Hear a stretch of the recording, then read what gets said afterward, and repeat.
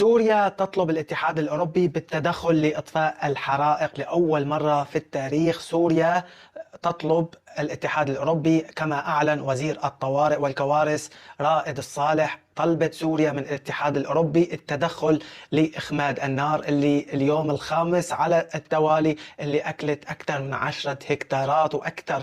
وطبعا تنطفي النار من هون، تشتغل هون، تشتغل هون.